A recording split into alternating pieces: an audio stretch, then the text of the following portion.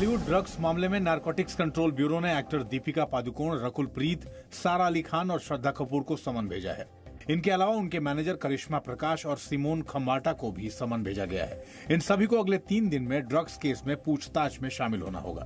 NCB की team ने सारा अली खान और श्रद्धा कपूर के घर पर समन दे दिया है। एनसीबी के सूत्रों के मुताबिक दीपिका और उनकी मैनेजर करिश्मा प्रकाश को पूछताछ के लिए 25 सितंबर को बुलाया जाएगा।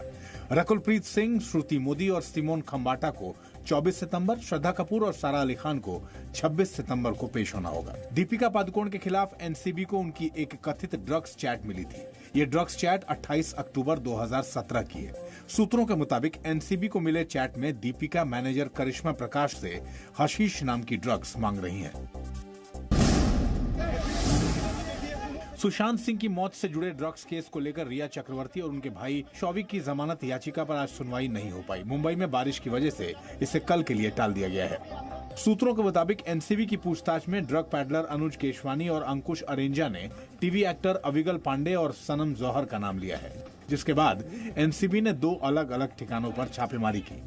कौन कंपनी के सीईओ ध्रुव चितगोपकर भी एनसीबी के अधिकारियों के सामने पेश हुए। साथ ही मधु मंटेना और जया शाह से भी पूछताछ हुई। पूछताछ में जया शाह ने बताया कि डिप्रेशन की वजह से सितारे ड्रग्स का सहारा लेते हैं।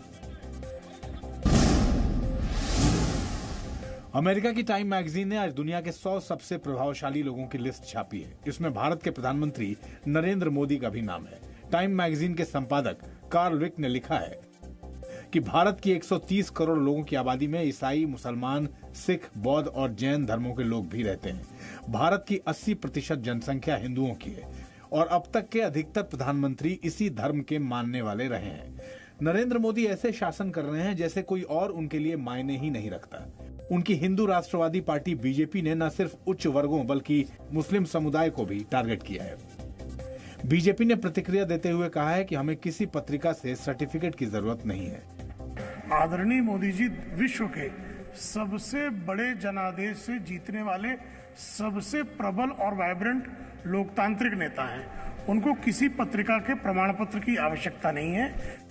शाहीन बाग विरोध प्रदर्शन का चेहरा रही दादी बिल्किस को भी टाइम मैगजीन में जगह दी गई है। बिल्किस को आइकन कैटेगरी में जगह दी गई है। कृषि बिल के विरोध में आज भी प्रदर्शन हुए। बिल के विरोध में विपक्ष के 16 दलों से जुड़े नेताओं ने संसद परिसर में पैदल मार्च किया। सांसदों ने किसान बचाओ, मजदूर बचाओ और लोकतंत्र बचाओ के नारे लगाए। साथ ही विपक्षी सांसदों ने राष्ट्रपति रामनाथ कोविंद से मुलाकात कर उनसे इन बिलों पर दस्तखत नहीं करने की मांग की। जो कानून बनता है उसमें क्लास बाय क्लास डिस्कशन पे सबकी अनुमति नहीं ली गई थी। इसलिए राष्ट्रपति जी से ये 15, 16, 17 पार्टीज रिक्वेस्ट कर रही हैं कि आप इस बिल को स्वीकृति मत दीजिए। लोकसभा में कांग्रेस के नेता अधीर रंजन चौधरी, कांग्रेस सांसद शशि थरूर, डीएमके सांसद कनिमोझी समेत विपक्षी दलों के कई सांसदों ने हाथों में कृषि बिल और किसान अध्यादेश के खिलाफ नारेबाजी की और प्रदर्शन किया। कोरोना संक्रमण के बढ़ते मामलों के चलते लोकसभा और राज्यसभा की कार्रवाई अनिश्चित काल के लिए स्थगित कर दी गई है। पिछले हफ्ते लोकसभा की बिजनेस एडवाइजरी कमेटी की बैठक में सभी पार्टियों ने सत्र छोटा करने पर सहमति जताई थी। देश में कोरोना के बढ़ते मामलों के बीच प्रधानमंत्री नरेंद्र मोदी ने आज मुख्यमंत्रियों के साथ संवाद किया। इस वर्चुअल मीटिंग के जरिए प्रधानमंत्री ने कोरोना के खिलाफ जंग और उठाए गए कदमों की समीक्षा की। इस अहम बैठक में महाराष्ट्र और उत्तर प्रदेश समेत 7 राज्यों और केंद्र शासित प्रदेशों के मुख्यमंत्रियों और स्वास्थ्य मंत्रियों ने हिस्सा लिया। प्रधानमंत्री नरेंद्र मोदी ने कहा कि लोकल लॉकडाउन कोरोना को रोकने में कितना प्रभावी है, हर राज्य को इसका अवलोकन करना चाहिए। क्या मैं आप सभी आदरणीय मुख्यमंत्री जी से एक सुझाव दे सकता हूं? क्या सभी ब्लॉक लेवल तक अगर सीधी मुख्यमंत्री वर्चुअल कॉन्फ्रेंस करे तो जरूर नीचे बात पहुंचाने में, एक सीरियसनेस लाने में, सिंसियरिटी लाने में बहुत मदद हो सकती है। प्रधानमंत्री ने कहा कि कुछ लोग संक्रमण की गंभीरता को कम आंकने की गलती भी कर रहे हैं। इससे हमें बचना चाहिए। भारत ने मुश्किल समय में भी पूरे विश्व में जीवन रक्षक दवाओं की आपूर्ति सुनिश्चित की है। देश में कोरोना संक्रमण के मामले 56 लाख के पार हो गए। राहत की खबर यह है कि ठीक होने वाले कोरोना संक्रमितों की दर 81.25% हो गई है। कोरोना से ठीक होने वालों में सभी देशों में भारत सबसे आगे है।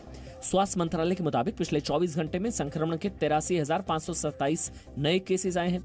1,085 लोगों की मौत हुई है, जबकि पिछले 24 घंटे में 89,746 लोग इलाज से ठीक भी हुए हैं। देश में कोरोना वायरस से अब तक 56,46,010 लोग संक्रमित हुए हैं, जिनमें 45,87,613